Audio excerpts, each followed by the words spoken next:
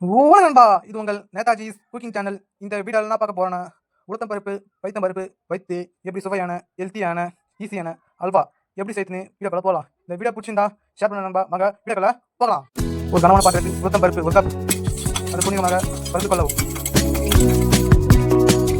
அரை கப் பைத்தம் பருப்பு, அதை புனிதமாக பருத்து கொள்ளவும். இந்த பாறை விட்டு மிக்சி ஜார் போட்டு உடைக்கிக் கொள்ளவும். கனமான பாத்திரத்தில் 3 டேபிள் ஸ்பூன் எண்ணெய், முந்திரி, திராட்சை வறுத்து எடுக்கலாம். போட்டு 2 கப் தண்ணி, இலக்கா அசி போட்டு இலக்கா காய்ச்சி வச்ச பொடியை கொஞ்சம் நேரமாக சேர்த்து கொள்ளவும். கொஞ்சம் விடுங்க, போட்டு விடுங்க, கைவிடாம போய் விடுங்க. நல்லா ஒரு அல்வா. 1 கப் சர்க்கரை,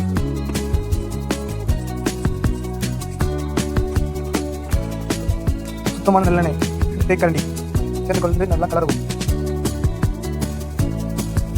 வறுத்து வச்ச முந்திரி, திராட்சை சேர்த்து நல்லா குழம்பு நல்லா கலந்து கை பாதில் விட்டாமல் கேஸ் ஆஃப் பண்ணிக்கலாம். இப்போ நம்ம ஒரு பாத்திரத்தில் மாற்றிக்கலாம். சுவையான ஹெல்த்தியான அல்வா ரெடி. தேங்க்யூ ஃபார் வாட்சிங்.